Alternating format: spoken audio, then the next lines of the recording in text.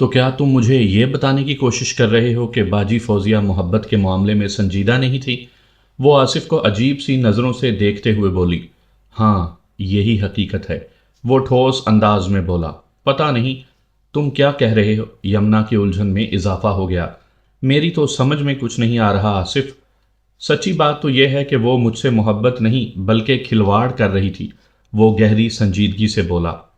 میں جسے محبت سمجھ رہا تھا وہ فوزیہ کی نظر میں ایک ڈرامائی کھیل تھا، شرط جیتنے کی کوشش۔ شرط؟ کیسی شرط؟ یمنا کی الجھن میں حیرت بھی شامل ہو گئی۔ فوزیہ نے سرمد سے شرط لگا رکھی تھی کہ وہ مجھے الو بنا کر دکھا سکتی ہے، آصف نے گمبھیر لہجے میں بتایا۔ سرمد میرا یعنی ہمارا کلاس فیلو تھا، وہ مجھے ایک نظر نہیں بھاتا تھا۔ عجیب چھچوری اور کمینی حرکتیں تھیں اس کی۔ ہم دونوں میں اکثر بحث و تکرار ہوتی رہتی تھی، میں اس کے بارے میں اچھی رائے نہیں رکھتا تھا اور اکثر و بیشتر اپنی رائے کا اظہار بھی کرتا رہتا تھا، لہٰذا سرمد نے مجھے اذیت پہنچانے کے لیے فوزیہ کو استعمال کیا۔ وہ مجھ سے محبت کا ناٹک کرتی رہی اور میں اس کی ہر ادا کو محبت سمجھتا رہا، اور یہی تو میری بے وقوفی تھی۔ افسوس، میں محبت کی بازی ہار گیا یمنا، اور یہ سب کچھ تمہاری باجی فوزیہ کا کیا دھرا ہے۔ اب تم ہی بتاؤ۔ وہ سانس درست کرنے کے لیے متوقف ہوا، پھر اضافہ کرتے ہوئے بولا، بتاؤ فوزیہ کے اس کردار کے بعد میں اس سے نفرت کے سوا اور کیا کر سکتا ہوں؟ آصف، تم نے جو کہانی سنائی ہے وہ واقعی بڑی افسوسناک ہے، یمنا نے ٹھہرے ہوئے لہجے میں کہا۔ لیکن کیا تم نے اس امر کی تصدیق کر لی تھی کہ اس سارے کھیل میں باجی قصوروار ہے؟ وہ سرمد کے ساتھ مل کر تمہیں بے وقوف بنا رہی تھی۔ ہمارے تعلقات کے اختتام پر جب ایک روز سرمد نے مجھے فون کر کے حقیقت حال سے آگاہ کیا تو مجھے یقین ہی نہیں آیا۔ میں نے یہی سوچا کہ وہ میرا بدخواہ ہے، لہٰذا یہ اس کی چال بھی تو ہو سکتی ہے، آصف وضاحت کرتے ہوئے بولا۔ میں نے اسے کہا کہ وہ جو کچھ بھی بکواس کر رہا ہے اس کا ثبوت ہے اس کے پاس؟ جانتی ہو اس نے کیا جواب دیا؟ نہیں جانتی، یمنا نے نفی میں گردن ہلائی۔ اس نے کہا کہ سب سے بڑا ثبوت تو خود فوزیہ ہے۔ آصف اپنی بات کو آگے بڑھاتے ہوئے بولا، میں چاہوں تو وہ تصدیق کے لیے فوزیہ سے میرا سامنا کرا سکتا ہے۔ میں نے نفرت سے کہا کہ میں اس ذلیل لڑکی کی شکل نہیں دیکھنا چاہتا۔ اس پر وہ بولا کہ ٹھیک ہے، چلو شکل نہ دیکھو، فون پر ہی بات کر لو تاکہ تمہاری تسلی ہو جائے کہ فوزیہ نے تمہارے ساتھ جو کچھ بھی کیا ہے وہ ایک فل ٹائم ڈرامہ تھا۔ تم اس قابل نہیں ہو کہ کوئی لڑکی تم سے محبت کرے، زیادہ گلفام بننے والے تم جیسے الو کے پٹھوں کا یہی انجام ہوتا ہے۔ ذرا سوچو یمنا، وہ اپنے دل کے پھپھولوں پر ٹھنڈی آئس کریم کا پھایا رکھتے ہوئے بولا، اس قسم کی باتیں، اور وہ بھی سرمد کی زبانی سن کر میرا کیا حال ہوا ہوگا؟ میں تمہاری اذیت کو سمجھ سکتی ہوں آصف، وہ ہمدردانہ نظر سے آصف کو دیکھتے ہوئے بولی، لیکن میں پھر یہی جاننا چاہوں گی کہ کیا تم نے باجی سے اس بات کی تصدیق کی کہ اس نے ایسا کیوں کیا؟ اس نے ایسا کیوں کیا اس سے مجھے کوئی مطلب ہے اور نہ ہی میں اس تحقیق میں پڑھنا چاہتا ہوں، وہ ایک بوجھل سانس خارج کرتے ہوئے بولا۔ البتہ میں نے اتمام حجت کے طور پر سرمد کی بات کی تصدیق ضروری جانی اور تمہاری باجی سے فون پر بات کرنے کی حامی بھر لی۔ میری بات کے جواب میں سرمد نے جانتی ہو کیا کہا تھا؟ مجھے نہیں معلوم، تم بتاؤ، وہ سوالیہ نظروں سے اسے دیکھنے لگی۔ اس نے بڑے فخر سے کہا تھا، آصف نے بتایا۔ لو، کر لو بات، فوزیہ اس وقت میرے پاس ہی بیٹھی ہوئی ہے۔ تو پھر تم نے فوزیہ سے بات کی؟ یمنا نے پوچھا۔ بات کی تھی تو اس نتیجے پر پہنچا تھا نا، وہ جگر پاش نظروں سے یمنا کو دیکھتے ہوئے بولا۔ میں کوئی الو کا پٹھا نہیں ہوں کہ سرمد کی بات کا یقین کر کے فوزیہ کو غلط سمجھ لیتا۔ فوزیہ نے جب اقرار کیا کہ محبت کی وہ کہانی محض ایک ناٹک تھا تو مجھے یقین آ گیا کہ فوزیہ ایک گھٹیا، کمینی اور کم ظرف لڑکی ہے، اور ایسی لڑکی سے صرف نفرت ہی کی جا سکتی ہے۔ آصف، ایسا نہیں ہے کہ مجھے تمہاری بات کا اعتبار نہ ہو، وہ ٹھہرے ہوئے لہجے میں بولی۔ تم پر جو بیتی ہے وہی تم بیان کر رہے ہو، لیکن میں ایک نکتے کو بالکل نہیں سمجھ پائی ہوں۔ کون سا نکتہ؟ آصف الجھن زدہ انداز میں اسے دیکھنے لگا۔ یہی کہ باجی نے آخر ایسی حرکت کیوں کی؟ تمہاری باجی کی اس حرکت کا ایک سبب ہے یمنا۔ کیا سبب؟ کیا تم نے سرمد کو دیکھا ہے؟ نہیں، یمنا نے نفی میں گردن ہلائی، صرف نام سنا ہے، اور وہ بھی تمہاری زبانی، ابھی ابھی۔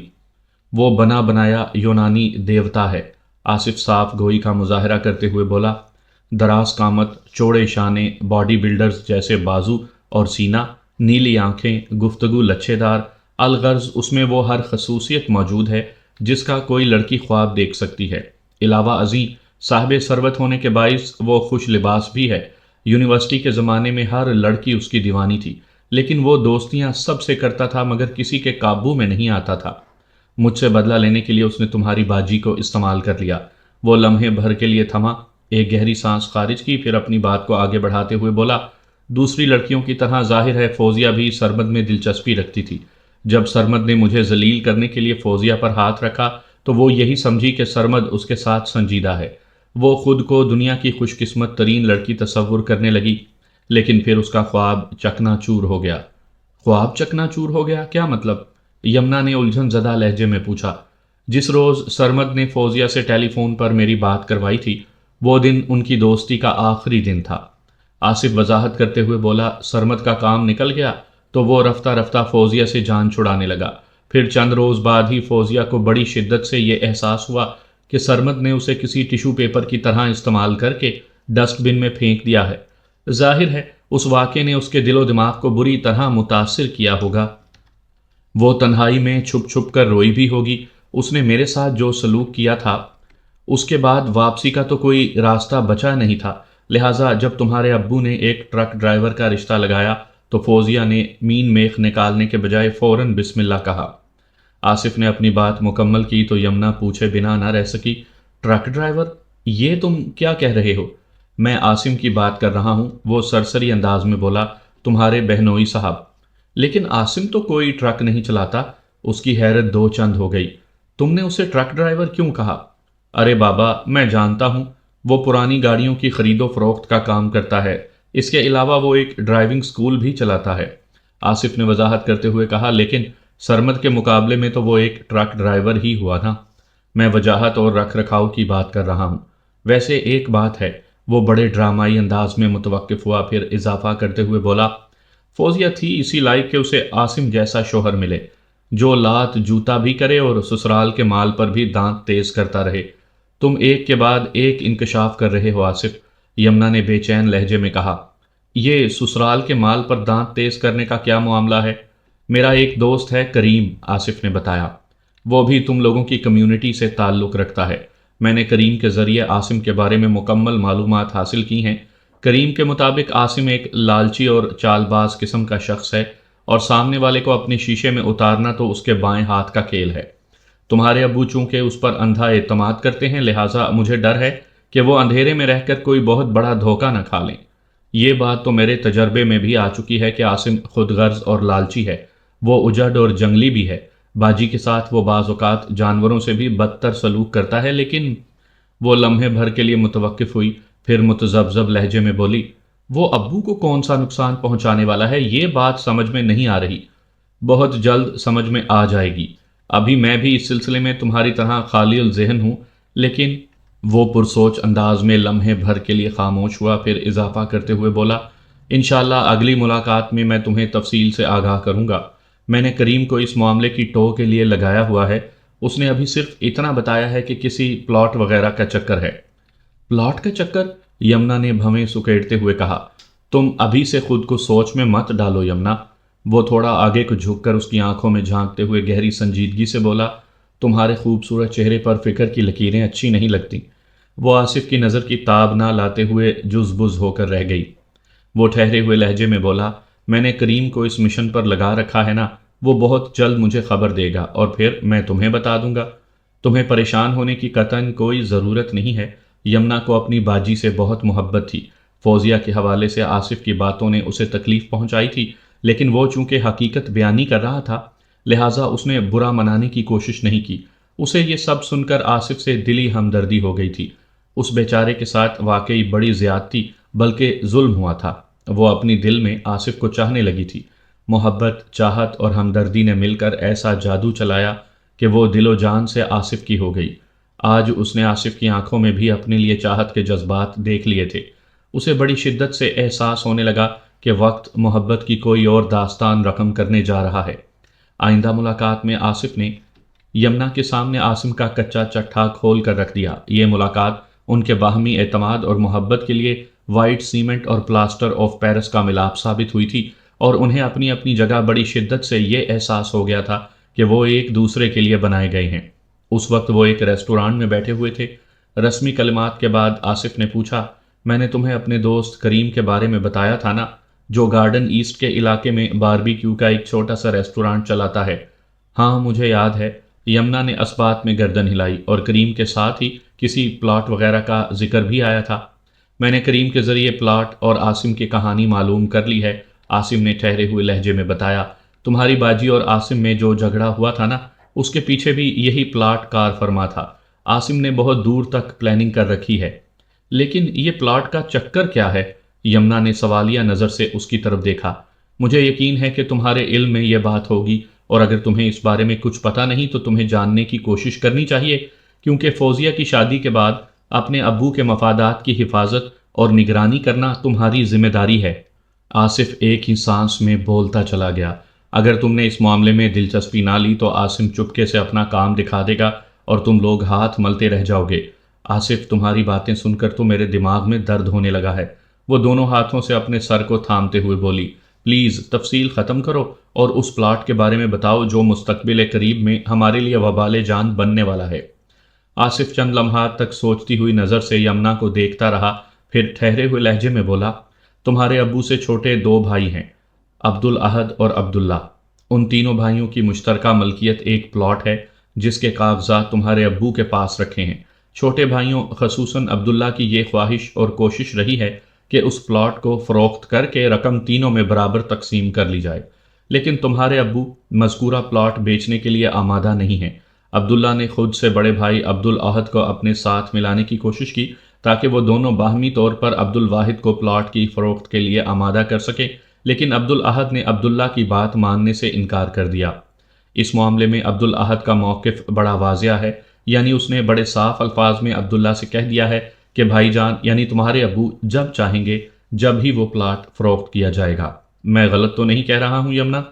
یہاں تک پہنچنے کے بعد وہ سوالیہ نظر سے یمنا کو دیکھنے لگا۔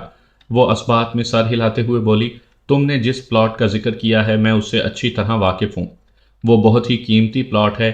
ایک محتاط اندازے کے مطابق اس پلاٹ کی کم از کم قیمت بھی 50 لاکھ ہے، اور پلاٹ کی فروخت کے سلسلے میں ابو کا اپنا ایک سٹینڈ ہے۔ وہ لمحے بھر کے لیے سانس لینے کو رکی، پھر ٹھہرے ہوئے لہجے میں اضافہ کرتے ہوئے بولی، ابو چاہتے ہیں کہ مذکورہ پلاٹ تینوں بھائیوں میں سے کسی ایک کی ملکیت رہے۔ اگر فروخت کرنا ناگزیر ہو جائے تو انہی تینوں میں سے کسی ایک کو خرید لینا چاہیے، کیونکہ 2-3 سال میں اس پلاٹ کی قیمت لاکھوں سے بڑھ کر کروڑوں میں چلی جائے گی۔ پلاٹ چونکہ مین روڈ پر واقع ہے، اس لیے بہت سے بلڈرز کی بھی اس پر نگاہیں لگی ہوئی ہیں۔ وہاں پر ایک شاندار شاپنگ مال کھڑا کیا جا سکتا ہے، یا گراؤنڈ اور میزانائن پر شاپنگ سینٹر بنانے کے بعد اوپر 4-5 فلور تک سپر لگژری اپارٹمنٹس تعمیر کیے جا سکتے ہیں۔ مستقبل میں اس پلاٹ کی کیا قدر و قیمت ہے یہ ابو کو اچھی طرح پتہ ہے، اور کسی حد تک انکل عبدالاحد بھی اس حقیقت سے واقف ہیں، اس لیے وہ ابو کی ہاں میں ہاں ملا کر خاموش ہوئے بیٹھے ہیں۔ لیکن ایک اور آدمی بھی اس پلاٹ کا قدردان ہے، آصف نے معنی خیز لہجے میں کہا، اور وہ خاموش ہو کر بیٹھنے کو تیار نہیں۔ انکل عبداللہ؟ یمنا نے اضطراری انداز میں کہا۔ بالکل نہیں، آصف نے قطعی لہجے میں کہا، تمہارا اندازہ غلط ہے۔ پھر؟ یمنا حیرت بھری نظر سے اسے تکنے لگی۔ اسی شخص کا نام ہے عاصم، آصف نے انکشاف انگیز انداز میں بتایا۔ عاصم؟ وہ کیسے؟ وہ پوچھے بنا نہ رہ سکی۔ وہ ایسے کہ وہ ٹھہرے ہوئے لہجے میں وضاحت کرتے ہوئے بتانے لگا، عاصم خاصا تیز ترار اور چلتا پرزا قسم کا بندہ ہے۔ گاڑیوں کی سیل پرچیز ہما شما کے بس کا کھیل تو ہے نہیں۔ یہ تو تمہیں بھی اندازہ ہوگا کہ وہ کس قدر کایاں اور شاطر دماغ ہے۔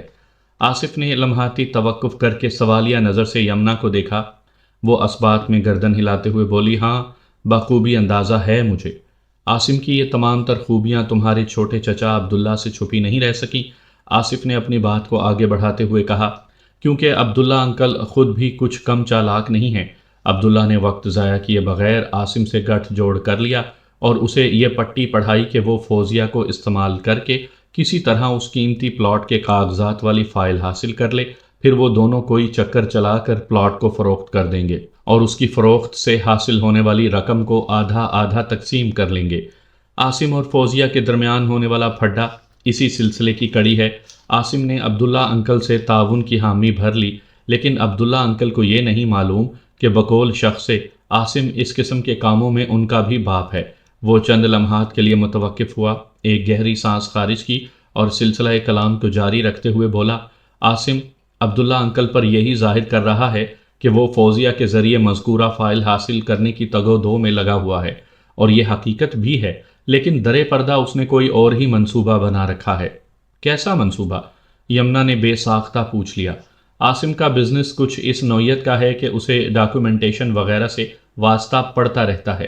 آصف مزید وضاحت کرتے ہوئے بولا، بعض لاوارث اور چوری کی گاڑیوں کی کاغذات کی تیاری کے لیے اس نے اس فیلڈ کے ایک چیتا صفت شخص سے دوستانہ گانٹھ رکھا ہے۔ مذکورہ بندے کا نام اکبر لاکھانی ہے۔ نقل با مطابق اصل نوعیت کے دستخط اور دیگر دستاویزات تیار کرنا اور کروانا اکبر لاکھانی کے لیے بچوں کے کھیل کی حیثیت رکھتا ہے، اور عاصم نے اسی اکبر سے پلاٹ کے کاغذات کے بارے میں بات کی ہے۔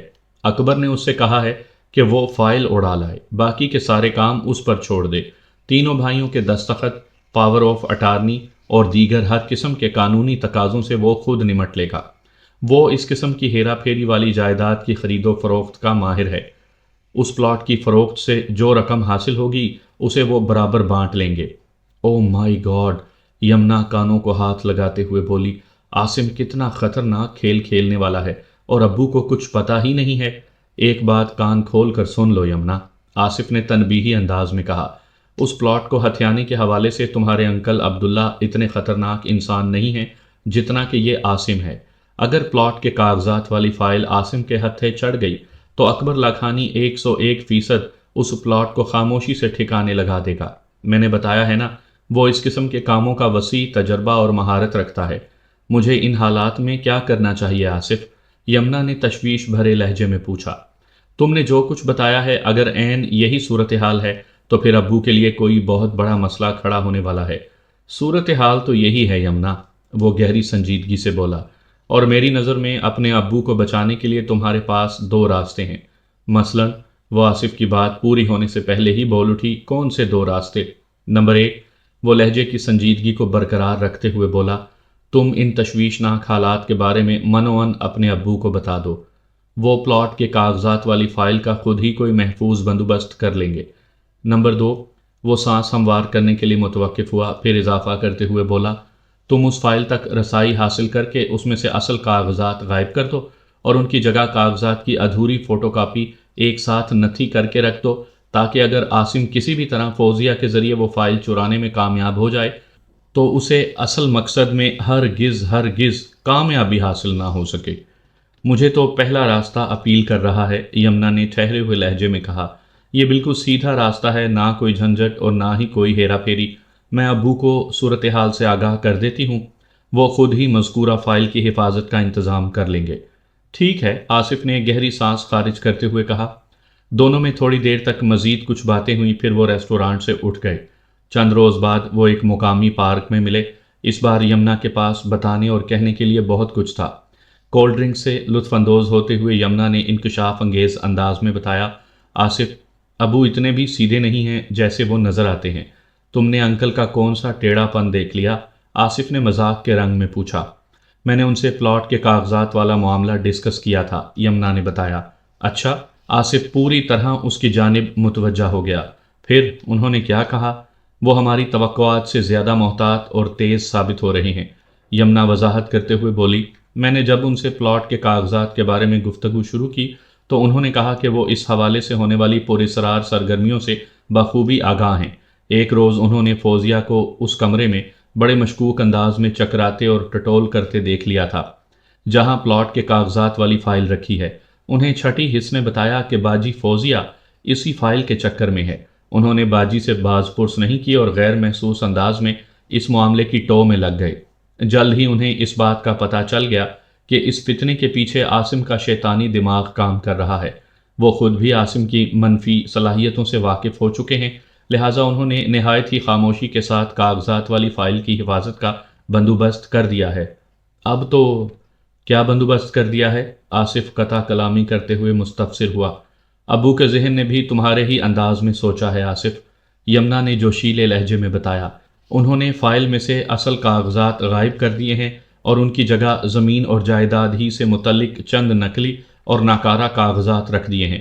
وہ دراصل فوزیہ باجی کو رنگے ہاتھوں فائل چراتے ہوئے پکڑنا چاہتے ہیں تاکہ اسے کڑی سرزنش کر سکیں۔ انہیں اس بات کا بڑا دکھ ہے کہ فوزیہ اپنے شوہر کے ساتھ مل کر انہیں دھوکہ دینے کی کوشش میں لگی ہوئی ہے۔ پتہ نہیں عاصم نے اس کام کے لیے آمادہ کرنے کے لیے باجی کو کیا پٹی پڑھائی ہے۔ وہ پٹیاں پڑھانے اور ڈاکومنٹس بنانے کا ماہر ہے۔ آصف نے سوچ میں ڈوبے ہوئے لہجے میں کہا، خیر یہ اچھا ہوا کہ تمہارے ابو نے عقل مندی کا مظاہرہ کرتے ہوئے کاغذات والی فائل کو کہیں محفوظ کر دیا ہے۔ اب ان لوگوں کی سازش کامیاب نہیں ہو سکے گی۔ ایک خاص بات بتاؤں آصف؟ یمنا نے اس کی طرف دیکھا۔ ابو تم سے ملنا چاہتے ہیں۔ مجھ سے؟ کیوں بھائی؟ آصف نے متذبذب انداز میں کہا۔ میں نے انہیں تمہارے بارے میں سب کچھ بتا دیا ہے، وہ معنی خیز لہجے میں بولی۔ آصف نے ٹٹولنے والی نظر سے اسے دیکھا اور پوچھا، سب کچھ کیا مطلب؟ مطلب یہ کہ، وہ وضاحت کرتے ہوئے بولی، تم میرے بہت اچھے دوست اور خیر خواہ ہو۔ تم ہی نے مجھے پلاٹ کے کاغذات والی فائل کے بارے میں بتایا ہے۔ تم ابو کو کوئی نقصان پہنچتے ہوئے نہیں دیکھنا چاہتے، اور یہ کہ باجی نے تمہارے ساتھ کون سا کھیل کھیلا تھا۔ او مائی گاڈ، کیا یہ بھی بتا دیا؟ آصف پریشانی کے عالم میں یمنا کو دیکھتا چلا گیا۔ یہ تم نے کیا غضب کر دیا یمنا؟ کوئی غضب نہیں کیا، وہ گہری سنجیدگی سے بولی، بلکہ یہ اچھا ہی ہوا کہ انہیں حالات کی حقیقت کا علم ہو گیا۔ اس میں اچھا ہونے والی کون سی بات ہے؟ وہ متعجب انداز میں بولا۔ باجی کے مزاج اور عادات سے ابو کو اچھی طرح واقفیت ہے، یمنا نے کہا۔ وہ تم سے مل کر ایک تو شکریہ ادا کرنا چاہتے ہیں کہ تم نے ان کی خیر خواہی میں سوچا، دوسرے وہ فوزیہ باجی کے رویے کے لیے معذرت کرنا چاہتے ہیں۔ معذرت وغیرہ کی تو قطعاً کوئی ضرورت نہیں، آصف نے دو ٹوک انداز میں کہا۔ البتہ شکریہ وصول کرنے کے لیے کبھی ان سے ملاقات کر لوں گا۔ چند روز بعد آصف اور عبدالواحد کی ملاقات ہو گئی۔ اس سے پہلے آصف اور یمنا کی متعدد ملاقاتیں ہو چکی تھیں، جس کے نتیجے میں وہ ذہنی اور قلبی طور پر ایک دوسرے کے بہت قریب آ چکے تھے، جس کا ایک ہی مطلب تھا کہ وہ ایک دوسرے کی چاہت میں گرفتار ہو چکے ہیں۔ دوسری جانب عبدالواحد کو بھی اپنی بیٹی فوزیہ کے تیور کا بخوبی احساس ہو گیا تھا۔ وہ اسی خیال سے آصف سے ملاقات کرنے کا خواہاں تھا کہ اسے دیکھ بھال اور پرکھ کر یہ اندازہ قائم کر سکے کہ وہ یمنا کے لیے کس قدر موزوں رہے گا۔ 2 گھنٹے کی اس تفصیلی ملاقات میں عبدالواحد واٹر ٹینکر والے نے آصف کو یمنا کے لیے پاس کر دیا۔ اس کے بعد کے مراحل آسانی سے تو نہیں، البتہ مختلف جھگڑوں پھڈوں کے بعد بالآخر طے ہو ہی گئے۔ سب سے زیادہ مسئلہ نادرہ خاتون کا تھا۔ نادرہ کا چھوٹا بھائی محمود سعودیہ میں انجینئر تھا۔ محمود کی بیٹی شائستہ ڈاکٹری کے آخری سال میں تھی۔ وہ اپنی بھتیجی کو بیاہ کر لانا چاہتی تھی۔ علاوہ ازیں یہاں کراچی میں بھی آصف کے کئی رشتے لگے ہوئے تھے۔ وہ ہینڈسم اور سمارٹ تھا، اعلیٰ تعلیم یافتہ بھی تھا اور ایک معروف کمپنی میں باعزت پوسٹ پر کام کر رہا تھا۔ اس کے لیے بھلا رشتوں کی کیا کمی ہو سکتی تھی؟ لہٰذا جب نادرہ خاتون کو پتہ چلا کہ وہ کسی غیر کمیونٹی میں شادی کا ارادہ رکھتا ہے تو اس نے ایک نیا تنازع کھڑا کر دیا۔ ہم علی گڑھ کے رہنے والے ہیں، ہمارا ایک خاندانی پس منظر ہے، ایک تہذیب ہے، اس نے اپنے شوہر نامدار سے کہا۔ ہمیں لکھنؤ، دلی، الہ آباد، فیض آباد سے تعلق رکھنے والے کسی خاندان وغیرہ کی کوئی لڑکی دیکھنا چاہیے۔ یہ بے وقوف کہاں پھنسنے جا رہا ہے؟ یہ لوگ تو ہماری کلچر سے بھی بہت مختلف ہیں۔ میں اپنے خاندان والوں کو کیا منہ دکھاؤں گی؟ ہر کوئی یہی پوچھے گا۔ نادرہ، کیا اپنے خاندان میں اچھی لڑکیوں کا کال پڑ گیا ہے جو تم دوسری کمیونٹی سے بہو بیاہ کر لائی ہو؟ نہ بابا نہ، وہ کانوں کو ہاتھ لگاتے ہوئے بولی۔ میں یہ کام ہرگز نہیں ہونے دوں گی۔ خلیل احمد ہمیشہ سے اپنے بیٹے آصف کا حمایتی رہا تھا۔ اس معاملے میں آصف نے اپنے والد کو اعتماد میں لے کر یمنا کے بارے میں سب کچھ بتا دیا تھا، اور حتمی انداز میں یہ باور کروا دیا تھا کہ وہ دونوں ایک دوسرے کو بڑی شدت سے چاہتے ہیں۔ محبت کا تقاضا یہ ہے کہ وہ شادی کرے گا تو یمنا سے، ورنہ ساری زندگی یوں ہی کنوارا بیٹھا رہے گا۔ خلیل احمد نے اسے تسلی دی تھی کہ وہ دل چھوٹا نہ کرے، وہ اس کی حمایت میں گھر کے ہر محاذ پر جنگ کرے گا اور بالآخر اس کی خواہش کو پورا کر کے دکھا دے گا، اور وہ بالکل یہی کر رہا تھا۔ بیوی کے منہ نہ لگنے والا اور کٹا کٹا رہنے والا خلیل اس وقت نادرہ کی آنکھوں میں آنکھیں ڈال کر بول رہا تھا، اور خاصا بڑھ چڑھ کر بول رہا تھا۔ میری بات سنو نادرہ، اس نے گمبھیر انداز میں کہا۔ تم کہاں کی رہنے والی ہو؟ علی گڑھ، نادرہ نے جواب دیا۔ اور میں؟ خلیل نے سوال کیا۔ علی گڑھ، وہ بے ساختہ بولی۔ لیکن اس سے تم مجھے کیا بتانا چاہ رہے ہو؟ میں تمہیں یہ بتانا چاہ رہا ہوں نادرہ، وہ ایک ایک لفظ پر زور دیتے ہوئے گہری سنجیدگی سے بولا، ہم دونوں کا کلچر ایک، تہذیب ایک، زبان اور بولی ٹھولی ایک، رہن سہن ایک، رسم و رواج ایک۔ ہمیں تو اس دنیا کی ایک آئیڈیل جوڑی ہونا چاہیے تھا نا، ہونا چاہیے تھا یا نہیں؟ اس نے لمحاتی توقف کر کے سوالیہ نظر سے اپنی بیوی کو گھورا۔ وہ منہ سے کچھ نہیں بولی، بس آنکھیں پٹ پٹا کر رہ گئی۔ اس کے چہرے پر الجھن کے تاثرات چمک رہے تھے۔ خلیل نے ٹھوس لہجے میں کہا، لیکن بدقسمتی سے ایسا بالکل نہیں۔ آئیڈیل جوڑی ہونا تو بہت دور کی بات ہے، ہم تو ایوریج میاں بیوی کی فہرست میں بھی شامل نہ ہو سکے۔ 32 سالہ ازدواجی زندگی کے دوران میں مجھے نہیں یاد کہ ہم نے دل و جان سے ایک دوسرے کے ساتھ چند لمحات بھی بتائے ہوں۔ یہ کیسی ہم آہنگی ہے نادرا؟ بولتے بولتے اس کی آواز بھر آ گئی۔ چند لمحات کی خاموشی کے بعد وہ دوبارہ گویا ہوا۔ اس کا لہجہ زخمی تھا اور آواز میں نمی تھی۔ سنا ہے 12 سال کے بعد کوڑے کے دن بھی پھر جاتے ہیں۔ 32 سال کے بعد بھی ہم وہیں کھڑے ہیں جہاں سے ہم نے اپنی ازدواجی زندگی کا آغاز کیا تھا۔ اگر تم میں ذرا سی عقل ہے تو میری بات پر دھیان دو۔ وہ تھوڑی دیر کے لیے تھما، پھر سمجھانے والے انداز میں بولا، کمیونٹی اور خاندان کے چکر سے باہر نکل آؤ نادرا۔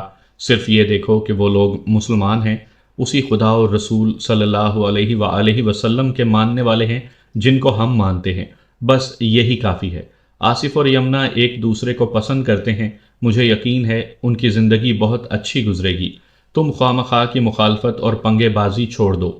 خلیل کی باتیں نادرا کی سمجھ میں نہیں آ سکتی تھیں، لہٰذا مخالفت اور مخاصمت کا عمل جاری رہا۔ نادرا نے اپنی سیاسی قوت میں اضافہ کرنے کے لیے فائزہ اور عمران کو بھی ساتھ ملا لیا تھا۔ دوسری جانب وہ باپ بیٹا یک جان دو قالب کی تصویر بنے نظر آتے تھے۔ اس پر دلچسپ بات یہ ہو گئی کہ یمنا کے باپ اور آصف کے باپ کی آپس میں اچھی خاصی انڈرسٹینڈنگ ہو گئی، لہٰذا اس ٹیم میں بھی 3 کھلاڑی ہو گئے۔ دونوں طرف طاقت یعنی عددی قوت کا توازن قائم ہوا تو باقاعدہ ایک مقابلے کا آغاز ہو گیا۔ الغرض 6 ماہ کی رسہ کشی کے بعد آصف کی ٹیم جیت گئی۔ مختلف نوعیت کی سماجی رسوم سے گزرنے کے بعد آصف اور یمنا کی شادی ہو گئی۔ اس پروسیس میں نادرا کی انا بری طرح کچلی گئی تھی۔ اسے اس محاذ پر شکست فاش کا سامنا کرنا پڑا تھا، لہٰذا پہلے ہی دن سے اس نے یمنا کو اپنا دشمن اول مان کر ساسوں والی مخصوص کارروائیوں کا آغاز کر دیا تھا۔ پچھلے 1 سال میں اس گھر میں کیا کیا کھیل تماشے نہیں ہوئے ہوں گے، اس کا اندازہ آپ بخوبی لگا سکتے ہیں۔ یہ ساری تفصیل بتانے کا مقصد بھی یہی تھا کہ آپ اس الجھی ہوئی کہانی کے پس منظر سے اچھی طرح آگاہ ہو جائیں۔ نادرا نے تو مجھے ون سائیڈڈ سٹوری سنائی تھی، جس میں اس کا تن اجلا اور یمنا کا چہرہ بھیانک نظر آتا تھا، لیکن بعد ازاں جو حقائق میرے علم میں آئے ان کی بنیاد پر میری سوچ میں خاصی تبدیلی رونما ہوئی تھی۔ چنانچہ میں نے فریق مخالف یعنی یمنا اور عبد الواحد کا بھی مختصر احوال آپ کی خدمت میں پیش کر دیا ہے تاکہ ایک توازن قائم ہو سکے۔ نادرا کی طولانی داستان سننے کے بعد میں نے فیس وصول کی اور اسے 3 روز بعد آ کر ملنے کا کہہ کر میں نے اپنے دفتر سے رخصت کر دیا۔ اس وقت تک میری سمجھ میں کچھ نہیں آیا تھا کہ اس سلسلے میں نادرا خاتون کی کیا مدد کر سکتا ہوں۔ یہ تو ممکن نہیں تھا کہ میں نادرا کی فراہم کردہ معلومات پر یمنا کے خلاف عدالت میں کیس کر دیتا۔ میں نے اس کیس کو اسی لیے پیچیدہ اور عجیب و غریب قرار دیا ہے کہ بظاہر اس میں میرا فعال کردار کہیں نظر نہیں آتا، لیکن میں نے چونکہ اپنی پوری فیس وصول کی تھی، لہٰذا میرا یہ اخلاقی فرض بنتا تھا کہ میں اسے کوئی ایسا مشورہ دوں، اس کے مسائل کا کوئی ایسا حل بتاؤں کہ حالات کی الجھی ہوئی یہ ڈور ایک دم سلجھ جائے۔ میں نے 3 دن اسی سوچ بچار کے لیے تھے کہ نادرا خاتون اور اس کے کیس کو ڈیل کرنے کے لیے کوئی مؤثر لایا عمل ترتیب دے سکوں۔ میں نے احتیاطاً نادرا خاتون سے اس کے گھر کا اور آصف کے آفس کا ٹیلی فون نمبر لے لیا تھا تاکہ باوقت ضرورت کام آئے۔ اسی طرح اس نے مجھے بن پوچھے عبد الواحد کے گھر کا نمبر بھی دے دیا تھا اور آخر میں کہا تھا، بیگ صاحب آپ نے میرا اور آصف کا نام تو نوٹ کر لیا ہے، یمنا کا نام بھی آپ کے ریکارڈ میں آ چکا ہے، ایک نام آپ اور لکھ لیں تو بڑی مہربانی ہوگی۔ کون سا نام؟ میں نے سوالیہ نظروں سے اس کی طرف دیکھا۔ زبیدہ۔ وہ اس لفظ کو چبا کر بولی۔ یہ زبیدہ کون ہے؟ میں نے پوچھا۔ زبیدہ یمنا کی ماں ہے، وہ برا سا منہ بناتے ہوئے بولی۔ اس وقت تک نہ تو مجھے یمنا کی ماں کا نام معلوم تھا اور نہ ہی میں یہ جانتا تھا کہ زبیدہ کا انتقال ہو چکا ہے۔ میں نادرا کے جواب میں سوال کرنے لگا، میں زبیدہ کا نام اپنے پاس نوٹ کر کے کیا کروں گا؟ آپ نے آصف کا نام ماں والدہ نوٹ کیا ہے نا؟ وہ سمجھانے والے انداز میں بولی۔ اسی طرح آپ کو یمنا کا نام بمائے والدہ کی بھی ضرورت پیش آئے گی۔ اس کی بات سن کر میرا کہا لگانے کو جی چاہا، لیکن میں نے خود کو بڑی مشکل سے روکتے ہوئے صرف اتنا کہا، نادرا خاتون، میں ایک ایڈوکیٹ ہوں، کوئی بولتا جادو ناگی بابا نہیں ہوں۔